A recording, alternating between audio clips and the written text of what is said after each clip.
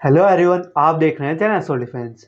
आज का अपडेट हमारे फर्स्ट सेमेस्टर के पासिंग एंड प्रमोशन क्राइटेरिया के ऊपर रहने वाला है। जैसा कि स्टूडेंट्स के डाउट आ रहे थे, सर हम किसी कारणवश अपना एग्ज़ाम नहीं दे पाए, हम एक सब्जेक्ट में एब्सेंट हो गए हैं, तो उसका क्या होगा। सर हमें ये बताइए कि पासिंग क्राइटेरिया क्या है, मतलब कितने मार्क्स वाला पास माना जाएगा इन फर्स्ट सेमेस्टर के एग्ज़ाम में। क्या सर हम सारे एग्ज़ाम ना दें तो हमें मौका मिलेगा दोबारा, या फिर एक सब्जेक्ट का एग्ज़ाम ना दें तो मौका मिलेगा क्या दोबारा। और सर अगर हम फर्स्ट सेमेस्टर के एग्ज़ाम मिस करते हैं तो दोबारा मौका कब देने को मिलेगा। उसी के साथ आपको ये भी बताया जाएगा क्या जो फर्स्ट सेमेस्टर के हम दोबारा एग्ज़ाम देंगे उसके पैसे भी देने पड़ेंगे, और देने पड़ेंगे तो कितने। आज की वीडियो में सारे टॉपिक्स कवर करेंगे। उसके लिए आपको वीडियो को एंड तक जरूर देखना है। उससे पहले अगर आप अभी तक चैनल से नहीं जुड़े हैं तो प्लीज़ सब्सक्राइब करते हो और वीडियो को लाइक करते जरूर जाएगा। डिस्क्रिप्शन में आपको टेलीग्राम और व्हाट्सअप दोनों का लिंक मिल जाएगा, उससे भी जाके ज्वाइन कर लीजिएगा। चलिए आगे बढ़ते हैं हमारे अपडेट की तरफ। जैसा कि आप सब जानते होंगे, फर्स्ट सेमेस्टर के ऑलरेडी एग्जाम कंडक्ट हो रहे हैं। अब आपको फिक्स सब्जेक्ट यानी मेन सब्जेक्ट के एग्जाम आपको दिखेंगे 90 मार्क्स के। बाकी के हो सकता है किसी का 75 का दिखे, किसी का 70 का दिखेगा, और किसी का 40 मार्क्स का भी आपको देखने को मिलेगा।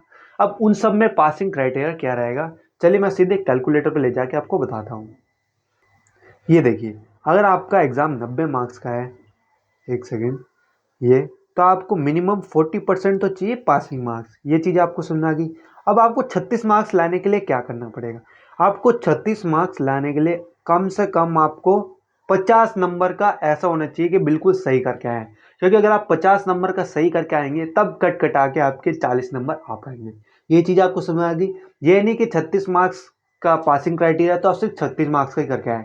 आपको हमेशा उससे 15, 20, 25 नंबर ऊपर ही करके आना है, ताकि जितने भी थोड़े बहुत मार्क्स कटे तो वो कवर हो जाए। ये चीज़ आपको समझ में आ गई। अब बात रही, मैं आपको बता दूं, अगर आपके 33 मार्क्स आते हैं या 34 मार्क्स आते हैं तो उसमें क्या, अगर आपके इतने मार्क्स आते हैं तो वो हो सकता है कि आपको पास कर दे। पर ये नहीं कि 25 वालों को भी पास कर रहे हैं, 30 वालों को भी पास कर रहे हैं।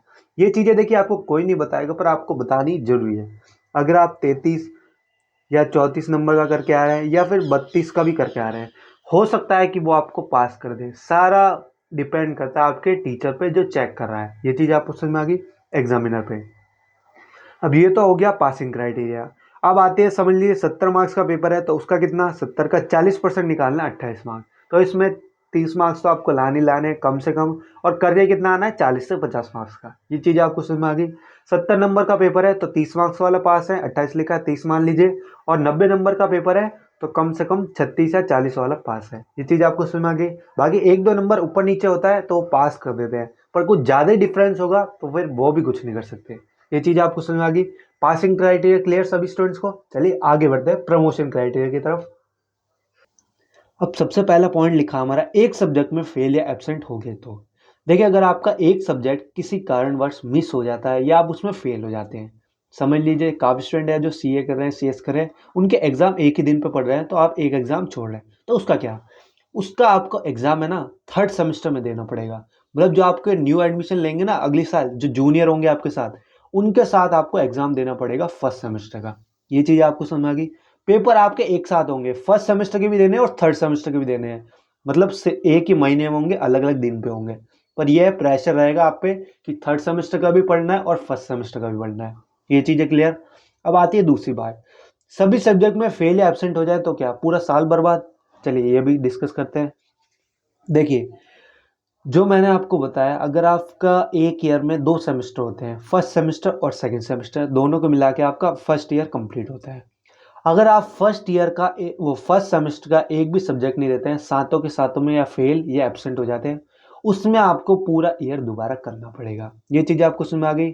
कम से कम आपको सात सात सात 14 सब्जेक्ट हैं तो आधे से ज़्यादा, यानी 7 to 8 सब्जेक्ट में मिनिमम आपको पास होना होगा, तभी आपको प्रमोट किया जाएगा थर्ड सेमेस्टर में। ये चीज़ क्लियर, डाउट क्लियर आपका। अब आते तीसरे पॉइंट पे, फेल या एब्सेंट वालों का एग्जाम दोबारा कब होगा। मैंने आपको बताया, अगर आप ऑड या इवन का फॉर्मूला समझिए, अगर आप फर्स्ट सेमेस्टर में फेल है तो एग्जाम होगा थर्ड सेमेस्टर में, अगर आप सेकंड सेमेस्टर में फेल है तो एग्जाम होगा फोर्थ सेमेस्टर में। मतलब एक सेमेस्टर बीच में छोड़ के अगले सेमेस्टर में आपका एग्जाम होता है। फर्स्ट वालों का थर्ड में होगा, सेकंड वालों का फोर्थ में होगा, और थर्ड वालों का कब होगा, फिफ्थ में, और फोर्थ वालों का कब होगा, सिक्स्थ में। मतलब एक सेमेस्टर छोड़ के आपका एग्जाम होता है अगर आप फेल या एब्सेंट है उस सेमेस्टर में। ये चीज़ें क्लियर। अब आते हैं नेक्स्ट सेमेस्टर एग्जाम देने देंगे या नहीं, या फिर उसके कितने पैसे लगेंगे, क्या पूरा साल का पैसा देना पड़ेगा। देख अगर आप 1 2 या 3 सब्जेक्ट में फेल हैं, उसके हिसाब से आपके 250 300 रुपये लगते हैं पर सब्जेक्ट के। अब वो कब देने होंगे, जब आपका सेकेंड ईयर का रजिस्ट्रेशन होगा।